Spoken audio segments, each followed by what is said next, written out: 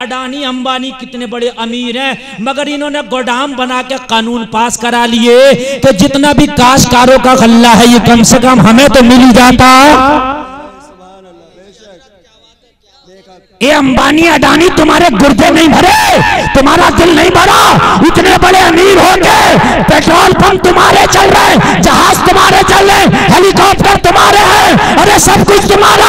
ये गरीब किसान अपनी काश्तकारी करके, खेती बाड़ी करके ये अपना अनाज अपने मनमानी कीमत में बेचता था, वो भी तुम्हें न हजम हुआ और तुम्हारी नजर उसके अनाज पे भी चली गई और तुमने कानून पास करा के वो भी हड़पने की कोशिश कर रहे हो। दिल नहीं भर रहा। कानून आज पास हुआ और ये 2 साल पहले इनके गोदाम बन गए। आप देखिए 2 साल पहले इनके गोदाम बन के तैयार हो गए, इनके गुर्दे नहीं भरे। कितने बड़े अमीर हैं ये, जरा गौर तो करो। इन्होंने पूरे मुल्क को तबाह कर दिया, इन्हें तरस नहीं आया, इन्हें इस भारत की जनता पर रहम नहीं आया। इस काश्तकार से पूछो जो 1200-1300 रुपए का एमपीके का एक कट्टा लाता है, 40 किलो 45 किलो खाद कितने में मिलता है उसको? 1300 में। और गल्ला कितने में? आपके धान 1200 रुपए को कोई खरीदने तैयार नहीं था। और ये कानून जब पास हो गया ना, मालूम है पास तो हो ही गया, और जब इसके लागू हो गया तो फिर ये जिस रेट चाहेंगे तुम्हारा गल्ला खरीदेंगे, भंडार करेंगे, फिर जिस रेट चाहेंगे तुम्हें बेचेंगे। ऐसे ही होता है। जब जियो का सिम आया शुरू में है तो फ्री में है? ना नेट का पैसा जाएगा ना कॉलिंग का पैसा जाएगा, फ्री में फ्री में फ्री में। उसके बाद में फिर क्या हुआ तो 99 रुपए में 3 महीना चलेगा, फिर 99 रुपए में 1 महीना चलेगा। अब 199 में 1 महीना चल रहा है।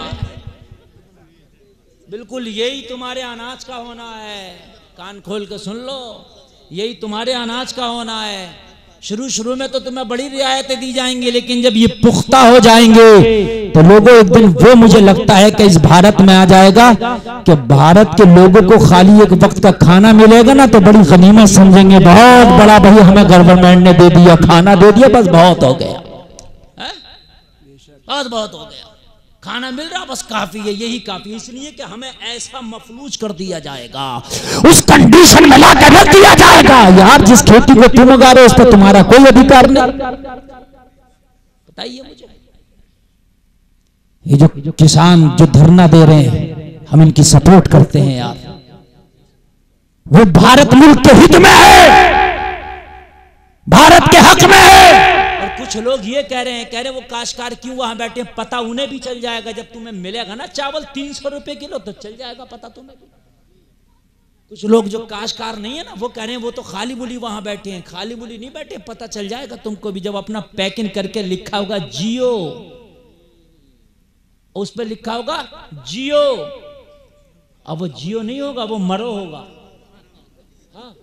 एक गोभी 300 रुपए की, एक आलू का 1 किलो 150 रुपए का, बस पैकिंग होंगे उसमें और कुछ भी नहीं होगा, माल तुम्हारा होगा। तो दिल भर रहा है इनका, भरी इनकी खोपड़ी, सारे मुल्क पर कब्जा कर लिया और उसके बावजूद भी इसको हत्याने के लिए तैयार है। इस काश्तकार के माल को इसको भी खसब करने के लिए तैयार है, इस पर भी डाका डालने के लिए तैयार है। अगर आज ही ये काश्तकार धरना ना दे, ये किसान धरना ना दे तो इस पर भी डाका डाल ले। दिल नहीं भर रहा, लोगों दिल नहीं भरेगा तो सुकून दुनिया की दौलत में है ही नहीं।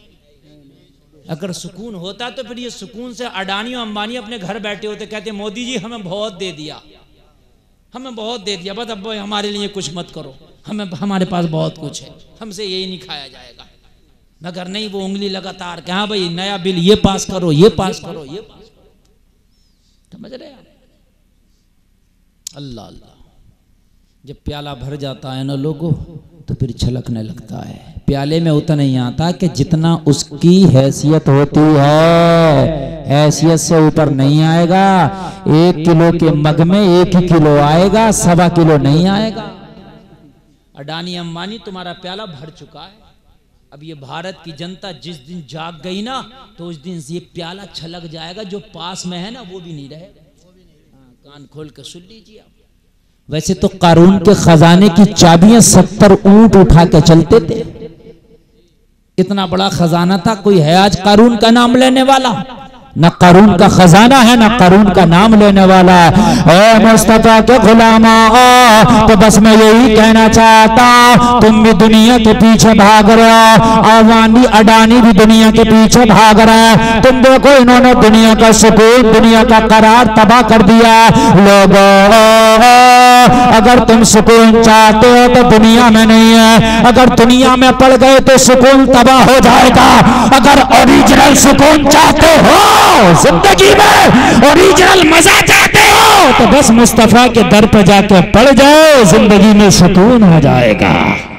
तो भाइयों, ये बात हकीकत है कि नहीं है? सुकून कहाँ मिलेगा? अल्लाह के रसूल की मोहब्बत में मिलेगा, इसके अलावा है ही नहीं। एक बात बताऊं मैं आपको, जहां 10 लोग इकट्ठा हो जाए तो कोई किसी की सुनने तैयार नहीं होता है। बोलो बोलो, है कि नहीं है? नथुआ अपनी कह रहा, बथुआ अपनी कह रहा है, कलुआ अपनी कह रहा, मलुआ अपनी कह रहा। लेकिन अल्लाह अल्लाह, मस्जिद में अगर 1 लाख नमाजी भी खड़े हैं तो सन्नाटा है, खामोशी खामोशी है। पता चला कि मुस्तफा के तरीके में ही सुकून है। आप जुमा की नमाज पढ़ने जाते हो, सब खड़े हो गए, जब अल्लाह अकबर कह के नियत करके हाथ बांध लिए तो सन्नाटा छा गया। पता चला सुकून इसी रास्ते पर है, इसके अलावा सुकून कहीं नहीं मिलेगा।